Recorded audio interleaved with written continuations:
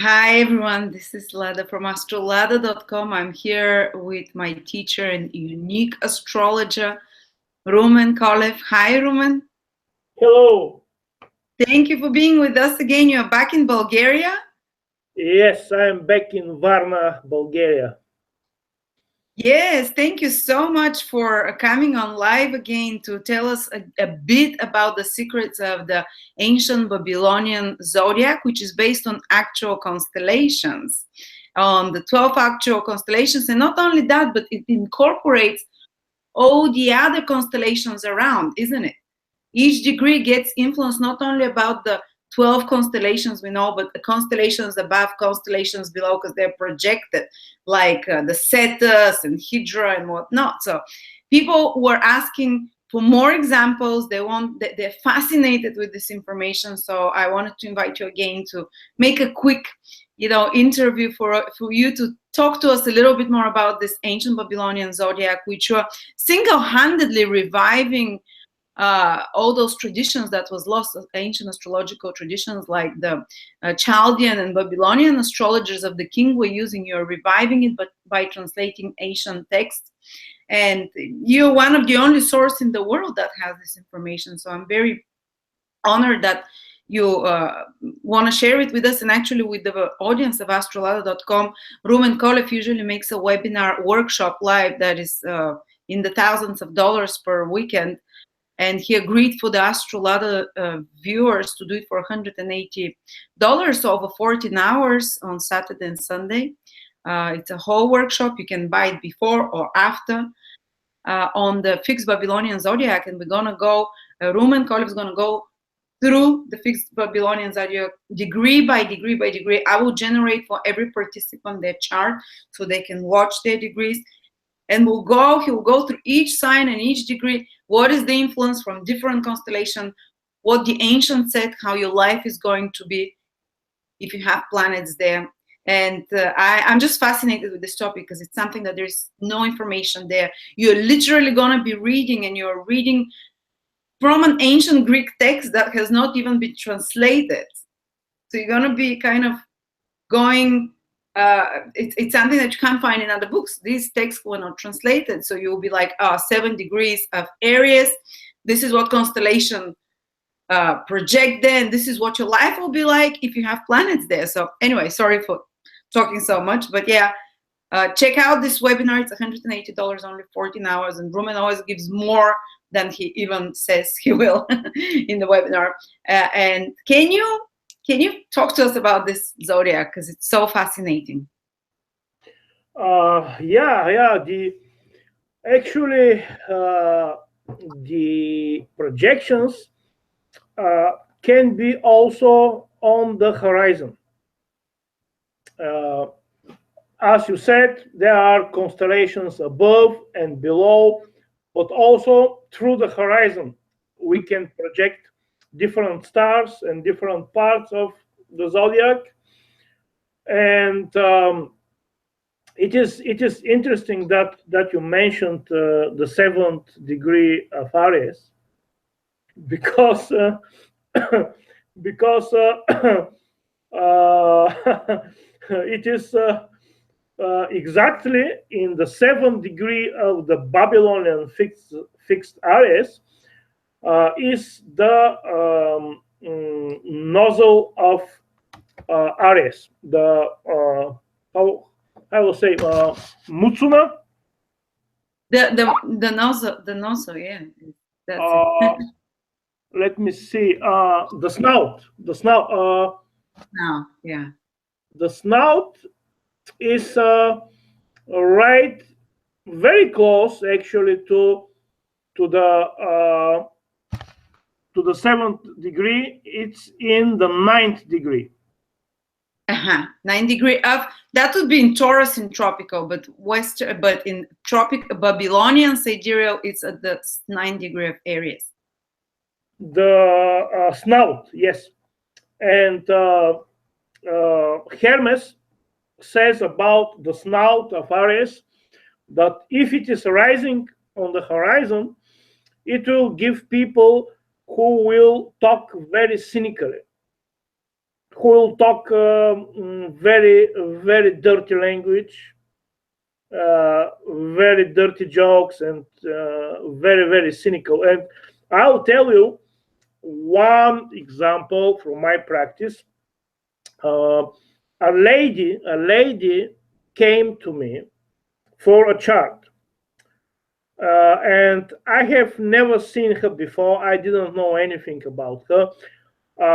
She was around, let's say, 50 years of age, and she was working as a publisher of books. So she was very intelligent and very polite, and very soft spoken when I spoke with her.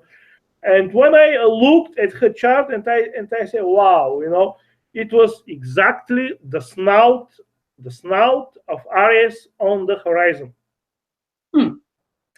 And it was I spent with her a little bit over 1 hour, and I was thinking, well, how can this be? Such a polite, nice lady, to have the snout of Aries on her horizon. Something must be wrong here. Something must be wrong. Either the time is wrong, I was thinking, or ancient astrology is wrong, or there is some other factor, some planet aspecting the ascendant, mixing the influence, and I was, thinking about this on the background, uh, and I couldn't reach any conclusion. But in the end of the conversation, she started talking about her husband. Yeah.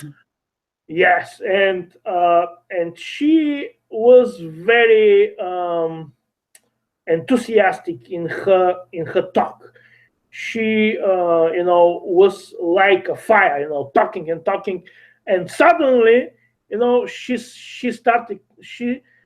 starting calling him, oh, this old I cannot say the word, So uh, ugly. but Bastard. such an ugly word, that I cannot say it, and she continued. She said several such very cynical, very dirty words, and I was like that. Wow, I cannot believe this. She managed to camouflage herself well before. Oh yeah, and suddenly, everything was falling. All this image that she was projecting fell apart, and her true self came through, shining forth. So, But would you say if someone has this position, can they cannot escape their fate? Will they always be like that, or what can they do to remedy it? Or maybe they have to be very self-aware and advanced souls in order to be able to do that. Otherwise, they'll sooner or later go back to default mode. absolutely, absolutely. I think that most of the people, they are determined.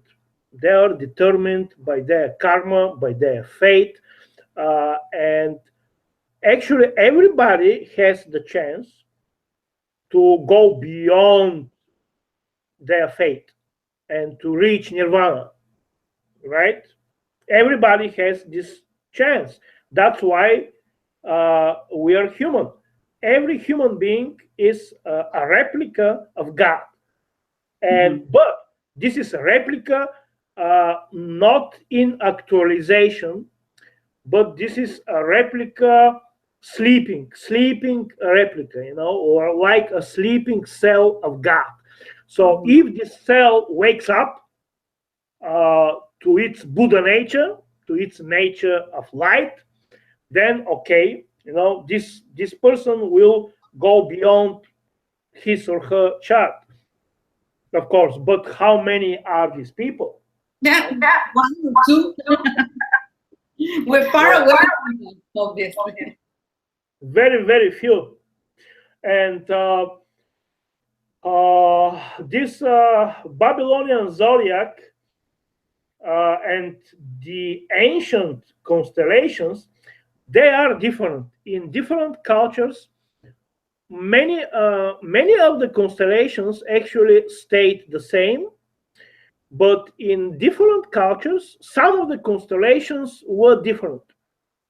And also, another interesting thing is that in one and the same culture, very, very often, one and the same constellation could be seen as several different images. Hmm. Yes. Different, so different things. Yes. Like, for example, the one of the fish of the Pisces. This is the southern fish, which is closer to Aquarius. So the fish which is closer to Aquarius in Babylonia, in Mesopotamia, uh, they they could see it as a fish, but at the same time they could also see it as a bird. Ah, Lastovica, how is Lastovica? swallow. Swallow, yes, like a swallow. Also, the other fish, which is closer to Aries, it could be seen as a fish, but also as one divinity called Amunitu, which is a version of Ishtar of Akat, which is a divinity of war. You know, war, battle, war. Wow, so people that have, say, their ascendant or moon in one of the in this fish, they might not be at all like sweet like Pisces. They can be warrior like and uh, Oh yeah, oh yeah. In the equivalent in the Greek mythology is Athens palace. Athena Palace. Yes, she was the goddess of war, and she was very intelligent. Very intelligent and very and a formidable warrior. You know, it's Athens palace, Athena. This is after Zeus. She is, you know, the most powerful divinity. So that's like the last degrees of Pisces. Did you say yes? The last Well, degrees.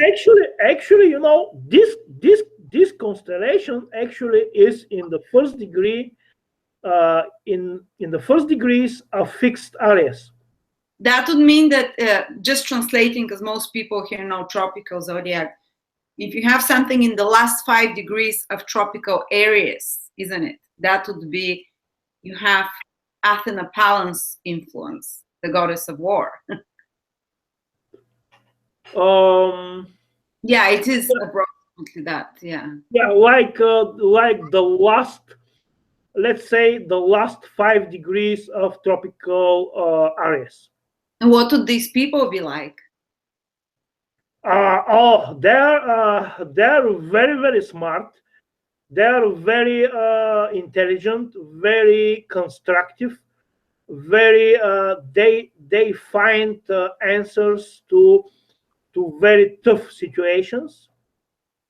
They are very upward moving, uh, and generally very strong people. I have seen many charts with this northern fish, which is actually Athens, Mm-hmm. Athena, uh, Palace. Palace, yes, which is in the first degrees of the fixed areas. I just would like to show you where our screen share. Maybe I can show to you. what I'm talking about. And if a person uses tropical zodiac, they'll never know these undertones. They'll never know those other constellations and those stories that the actual constellations indicate. And you'd wonder, why is this person so intelligent, but they have their sun in the constellation of Athena Pallas, which is one of the fishes. So that would be fascinating, because this information does not exist. I've never heard that, and I read every day and I research everything. Actually, the most important thing is if you have this constellation in on the ascendant, on the horizon. And it's not only the degree of the ascendant, the horizon can take much bigger, isn't it? The charts that you create, actually, they show it. The horizon, yeah, it's what is on the horizon is very, very important. Maybe the most important thing, Forget about the eastern horizon, or does it take the whole horizon, west, south, north, the eastern horizon is the most important place in a chart, because it is the place where things are rising. Mm-hmm. And this is 180 degrees in length, from north to south. All of it is the eastern horizon, from north to south. The whole horizon is like 180. Now, show how it's indicated in the chart we're going to generate for everyone who takes the course. How it's shown, the eastern horizon. It's not, because in Western astrology we're used to knowing, say you're born with 5 degrees Libra ascendant, and only the 5 degrees is your horizon, as we know it, eastern horizon or ascendant. But actually the ancient would take the whole horizon, which is 180 degrees. Absolutely. And now there will actually affect your life, or any stars there. I can show you now. Do you see it? Yeah. You see it? Now, this is here, Aries, the fixed Aries. Hello. Mm-hmm. Okay, now this is here, the fixed Aries. And I want to, okay, and, okay, you see the fish here? Mm-hmm. So this is actually Amunitu in Mesopotamia, which is Athens palace. So this is the constellation that I'm talking about, which is giving this very, very intelligent, very strong people. And in contrast, the other fish, which is I'm pointing now, this fish is closer to Aquarius, because it is the other image of this fish is of a bird, and it was very much associated with. Okay, now I'll stop sharing, so we can continue talking. Now, the other fish, because it is like a bird. You said sparrow, or how's it? Swallow. Yes. It was associated, if we believe Theocros the Babylonian, who wrote one work exactly on the meaning of the constellations, which and by the way, he's the only one. He's the only author who gives interpretation of the constellations and of the different parts of the constellations. Nobody else, only Theocros. Theocros the Babylonian, and this work is only in ancient Greek. And in the seminar, we will almost fully translate it. as we go through the different signs. So if we believe Theocrus says about any constellation which is a bird, which is something flying, especially bird, he is interpreting this as somebody who is who has a very uh, who is fantasizing, no, like yes, people with unstable psyche, with unstable psychology, and people who are fantasizing about themselves, something something which is not real. They're fantasizing how good they are, for example, in singing, or how good linguists they are, or how good scholars they are, Delusional. or how beautiful they are, anything which is actually not true. Oh my God, I have my Mercury there. There goes my. Well, the main thing is the horizon. If this is on the horizon, then this is deluded ripe, person. this is ripe karma right on you. Wow. So we'll talk about many things. There are different also deconstellations. Deconstellations are the zodiacal constellations in Mesopotamia are almost the same as the constellations now, but their interpretation is very different. For example, if you take Gemini, Gemini in Mesopotamia is something completely different from Gemini in the modern astrology. How come? Tell us. Yeah, Gemini, I will now try to find something that I have prepared. Okay, now let me see. Okay, PDF for the seminar section. No. Where is And this? I'm just saying for those who are listening, Gemini in tropical zodiac is gonna be falling in actually tropical Gemini will be falling in sidereal Taurus, while the real sidereal Gemini will be falling in tropical Cancer. So what Rumen will say is mostly about will matter about currently people that have Cancer on the ascendant, tropical Cancer on the ascendant, or Sun or Moon there, the important points.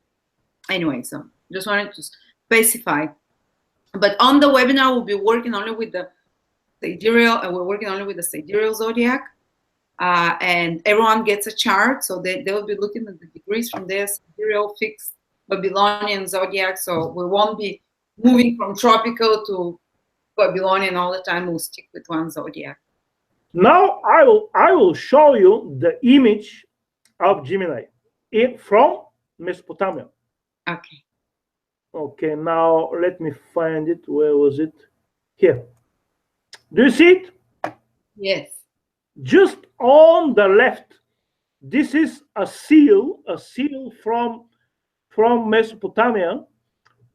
This was used for imprinting documents on clay tablets. There were documents for anything, for marriage, for divorce, when you buy a house, for any treaty.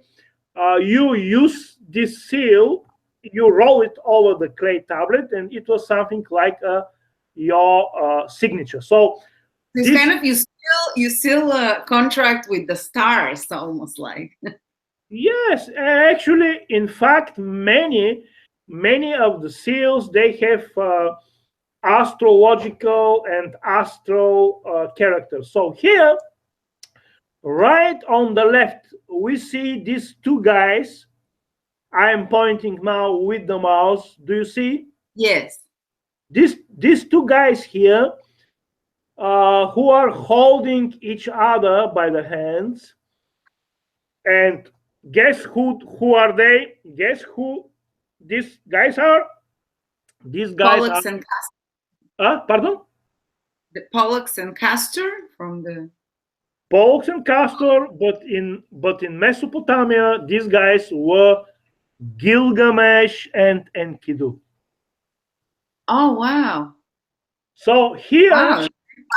Yeah. on the far left here, this guy is Enkidu with the curly hair. You see the curly hair? They were friends, weren't they? Gilgamesh was the one that was taken to the gods. Gilgamesh? Yeah, Was, the Epic of Gilgamesh was the one that tells the story of. well, yeah, in the Epic of Gilgamesh, there are many stories, and Enkidu was his best friend, actually more than friend. You know, he was his alter ego. So here, Enkidu is with the curly hair. You see, on the left, and on the right of Enkidu is Gilgamesh. The mother of Gilgamesh was the divinity of the wild bulls, the wild cows and bulls. That's why, you know, from the waist below, he's like a bull. You see? Yeah. And he has also a tail. Also, you see rather his penis is erected. You see, Oh yes. which is symbolical for his vigor, for his energy, for his masculinity, but also for his low passions. Lowly, animalistic passions. Yeah. So and something very strange and very symbolic you see between the heads of Gilgamesh and Enkidu. This is the sun and the moon. So actually, this constellation, Gemini, it was symbolic for the human in his two natures. One is divine, and the other is animal. So Enkidu is the divine. Enki-du means made from Enki, and Enki is one of the divinities, one of the most powerful divinities. His name is Enki, the divinity of the wisdom. We will talk about him in the webinar. And Enkidu means made by Enki. So he is divine. Enkidu is divine. Gilgamesh is more like a human nature, more like animal nature, animal passions. And actually, Enkidu helps Gilgamesh to surmount his animal passions and to become a real human being, to become somebody who is noble, who is pure. And this is actually the story of Enkidu and Gilgamesh. And this is every human being is Enkidu and Gilgamesh. And also something else, Jesus Christ, he is Enkidu and Gilgamesh. You know, he is the Son of God and the Son of Man. Son of God is Enkidu, and Son of Man is Gilgamesh. Wow, it's very mystical. Then this Very mystical. Babylonian. And People that have cancer nowadays, strong, they have this battle going on very strong in them. The tropic cancer. I mean, like yes, of course. In the myth, actually, the first encounter between Gilgamesh and Enkidu was a battle. They fought with each other. because Gilgamesh was going to do something bad, and Enkidu stopped him, and Gilgamesh was very, very angry, and the battle started. So, such people with fixed Gemini, they are like between the light and the darkness, between God and the devil, between the divine and the animal. So they can be very, you can see some really evolved and some that have overcome the lower nature, and others that are all the time in this inner battle. I mean, Elon Musk has that constellation. His sun, Mercury, and midheaven are all there.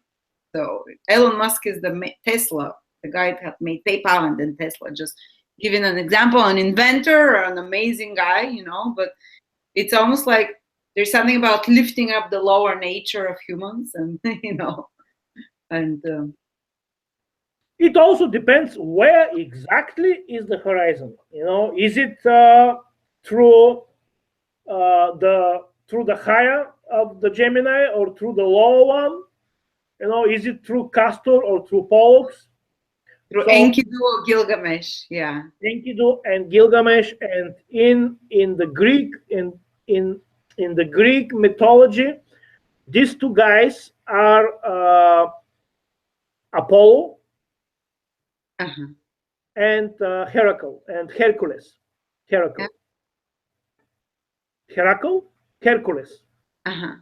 Hercules and Apollo. So one is human, the other one is divine.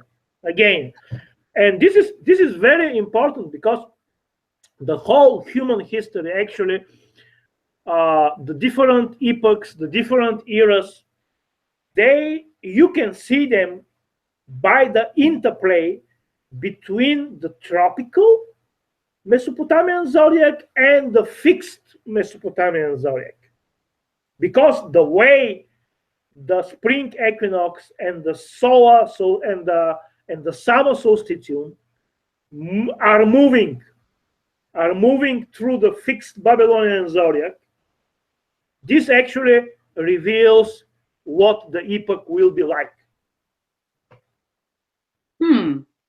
Yes, and there are many things. We will discuss this on the first day of the webinar of this epoch and these eras, how to know them from the movement of the spring equinox and the summer solstice through the fixed Babylonian zodiac. Because isn't it now Gemini on the midheaven, the fixed Babylonian Gemini? The summer solstice is in Gemini, yes. In the Bat or in the Good Twin? In the Gilgamesh or Enkidu? Which one is it? Oh, it is toward the end of Gemini. It is neither in Apollo nor in Hercules, neither in Enkidu nor in Gilgamesh. It is moving towards Taurus, because it is in the 5th degree of fixed Gemini, and in the 5th degree of fixed Gemini, there is no Gemini, but there are other constellations there. We'll speak about that. What constellations are now? In this degree, in this first degrees of Gemini, is part of Orion. Orion, yeah. Orion, yes, part of Orion, because with his hand, he is holding a mace, a mace, buzdugan, a ball, a mace with which he is striking the bull, and this hand and this mace are going through these first degrees of Gemini.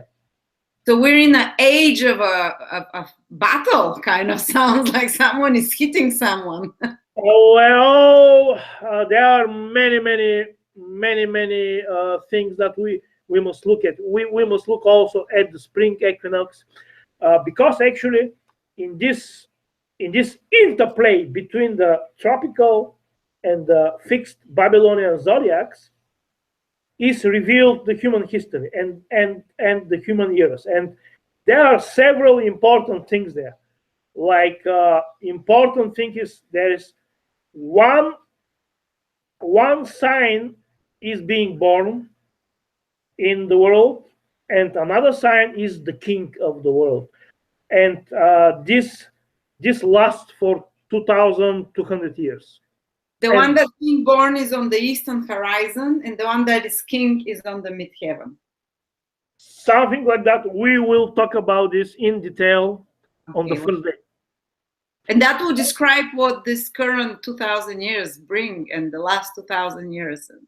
Wow, that's fascinating. also there are, of course, there are also smaller epochs, you know.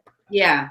Like I'll give you like when the spring equinox moves through different dodecatemoria and through the different degrees, you know, is these are different eras. Like 1 degree is 72 years roughly. You know, sometimes it can be 71, sometimes 73, you know, but roughly 1 degree is traveled by the spring equinox in 72 years. Yes. And do you know, currently now the spring equinox is in the swallow, the other fish, isn't it? It's towards the end. So people losing their minds, aren't they? Kind of a little bit unstable emotionally, and times are like superficiality and fast food, you know. And actually, it's the spring equinox right now is in the 5th degree of fixed Pisces. It just entered there several years ago. This is a new era. at 7 years. A new era. And guess what?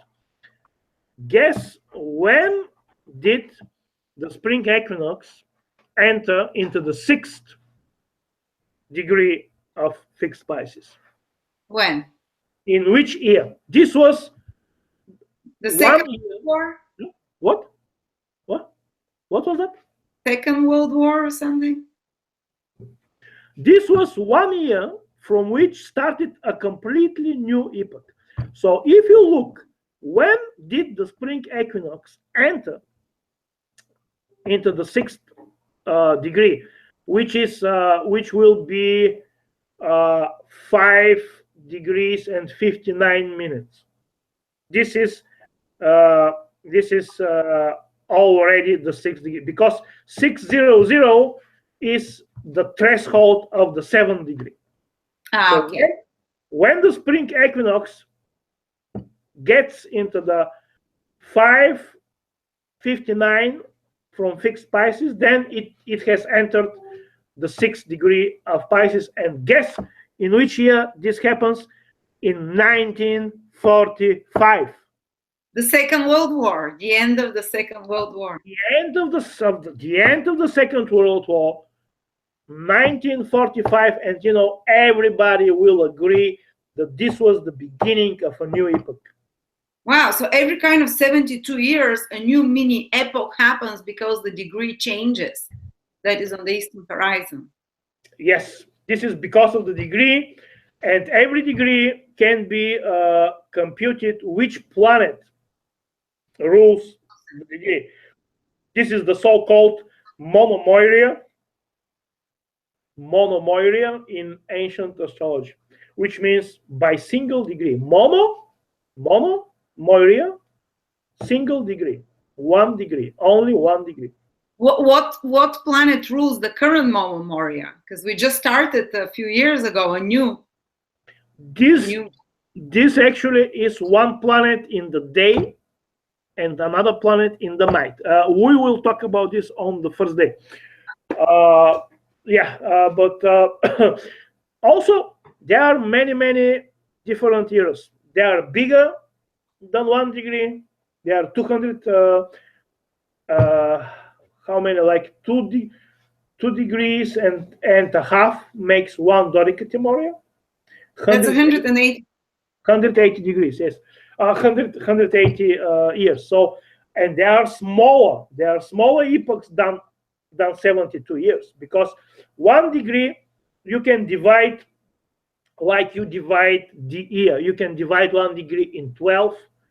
You can divide it in 360. So you'll get much So you smaller. can make narrower and narrower predictions for each decade, for each year, for each big cycle of 72 years, and bigger cycles of Dodecatimoria of 180 years. So there are cycles within cycles that play overlaid on top of each other, create every time new experiences and new history development, basically. And actually a new era, a new epoch when everything is different. And we'll talk about this in the first day of the seminar, and on the second day we will go in detail, sign by sign, different constellations projecting in different signs and different stars, and all of these things. I can't wait. Thank you so much, Rumen. You always are a trove of treasure and information. I had the honor of studying with one of your students 7 years ago, and now I have the honor to study directly from you. I'm learning with others as we go. I'm fascinated by that. Guys, Rumen is a scholar of top degree, in regards to astrology and ancient language. Actually, he's going to learn ancient Arabic. He's moving to an Arabic country soon to learn ancient Arabic, to translate tractates and manuscripts that have not been translated from ancient Arabic. So here we're in the presence of a truly a master, so to speak, of ancient astrology. Thank you again for sharing your knowledge with us. I'm always humbled by the knowledge you bring us, and can't wait for next week. And those of you who can't make it, you can take only one day or the other. It's 120 per day or 180 for the 2 days. And even if you don't make it, you can watch it anytime. You can buy it after that. It stays the same price. So thank you so much. Happy holidays, Rumen, and I will see you next week. All the best to you, to all of you. Bye-bye.